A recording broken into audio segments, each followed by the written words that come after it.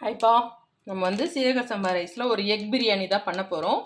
அதுக்கு வந்து ஜீரா ரைஸ் எடுத்திருக்கேன் நான். இப்போ வந்து கரெக்டாக இந்த ஒரு கப் ரைஸ் தான் யூஸ் பண்ண போகிறோம். ஊற வச்சிடலாம். நல்லா அலசிட்டு ஊற வைக்கலாம். இந்த ஒரு கப்பில் தான் நம்ம செய்ய போகிறோம். நம்ம பிரியாணி செய்ய போகிறோம் அப்படின்னு ஃபஸ்ட்டு டிசைட் பண்ணிட்டா அரிசியை அலசி ஊற வச்சுட்டு மற்ற வேலையை ஆரம்பிச்சிடலாம். வச்சாச்சு இல்லையா? அது அடுத்து வந்து எதில் செய்ய போகிறேன்னா, வந்து சிக்கன் மட்டன்லாம் கிடையாது, முட்டை பிரியாணி தான். எல்லோரும் முட்டையை வேக வச்சுட்டு செய்வாங்க. நான் வந்து முட்டையை உடச்சி ஊற்றி தான் இன்றைக்கி பிரியாணி பண்ண போகிறேன். முட்டை எடுத்து வச்சுருக்கேன். எத்தனை வேணுமோ அதுக்கு தகுந்தபடி போட்டுக்கலாம். குக்கர் வச்சுட்டேன். நெய் போட்டுக்கலாம். அது கூட கொஞ்சமாக எண்ணெய் சேர்த்துக்கலாம். அடுப்பு சிம்மில் தான் வச்சுருக்கேன். குக்கரில் தான் இன்றைக்கி நம்ம செய்ய போகிறோம். இப்போ வந்து இது சிம்மில் இருக்கட்டும். காயறதுக்குள்ளே இதை அரைக்கிறதுக்கு என்னென்னு பார்த்துடலாம். இன்றைக்கி அரைச்சி போட தான் செய்ய போகிறோம். மிக்ஸி ஜார் எடுத்துக்கலாம். ஒரு 3 பச்சை மிளகாய், வெங்காயம், ஒரு வெங்காயம் போதும், இஞ்சி, பூண்டு, தக்காளி, வெங்காயம், பச்சை மிளகாய், இஞ்சி, பூண்டு, சோம்பு, அப்புறம் புதினா கொத்தமல்லி அலசி வச்சுருக்கேன். இதையும் இது கூட சேர்த்துக்கலாம். சேர்த்துட்டு இதை வந்து நல்லா அரைச்சிக்கலாம். நல்லா அரைச்சி எடுத்தாச்சு. திரும்ப சொல்கிறேன், இதில் என்னென்ன இருக்குன்னா, தக்காளி, வெங்காயம், பச்சை மிளகாய், இஞ்சி, பூண்டு, சோம்பு, புதினா, கொத்தமல்லி, இது எல்லாமே இதில் இருக்குது. எண்ணெய் நல்லா காஞ்சிருச்சு. ஃபஸ்ட்டு இதில் இது போட்டுக்கலாம். பட்டை, கிராம்பு போட்டுக்கலாம்.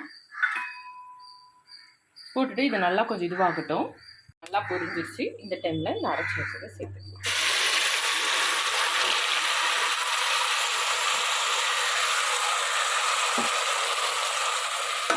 நான் தண்ணியே சேர்க்கலை. தக்காளி வெங்காயத்தோட அந்த இது புதினா அலசினது அதோடு சேர்ந்து தான் இருக்குது. இப்போ நல்லா இது உப்பு சேர்த்துக்கலாம். ரைஸுன்றதுனால கொஞ்சம் அதிகமாகவே சேர்க்குறேன். நல்லா பச்சை வாசனை போகணும், அப்போ தான் நல்லாயிருக்கும். மஞ்சத்தூள் சேர்த்துக்கலாம்.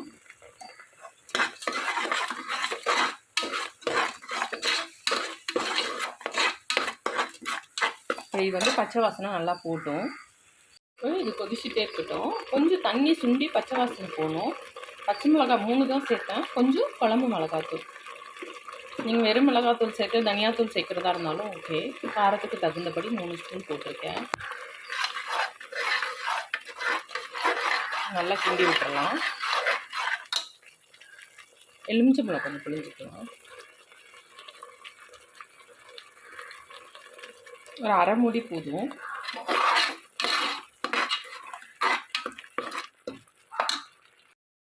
வந்து பச்சை வாசனை நல்லா போயிடுச்சு. அடுப்பு சிம்மில் தான் வச்சுருக்கேன்.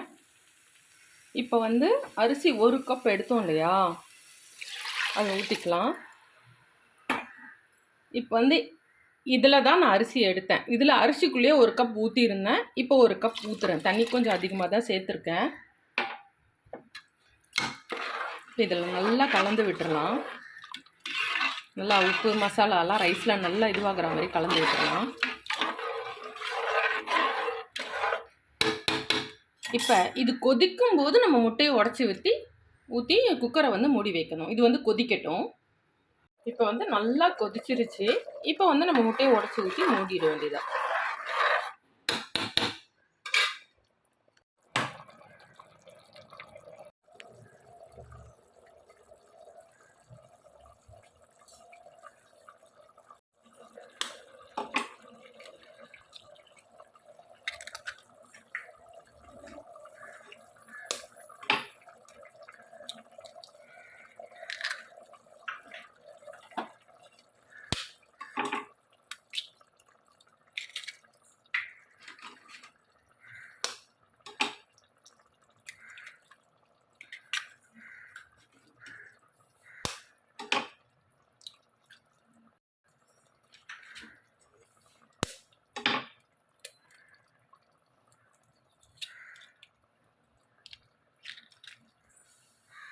மூடிட வேண்டியதான்.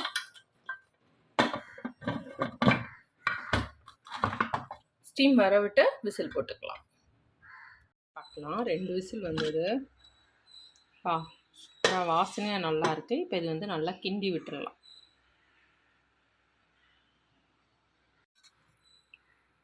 முட்டைலாம் அத்தனை முட்டையும் அப்படியே கீழேருந்து மேலே கிளம்பி வந்துருச்சு பாருங்கள். சூப்பராக இருக்குது. ரைஸுமே நல்லா இருக்குது. இப்போ வந்து ஹாட் பேக்கில் மாற்றிடலாம்.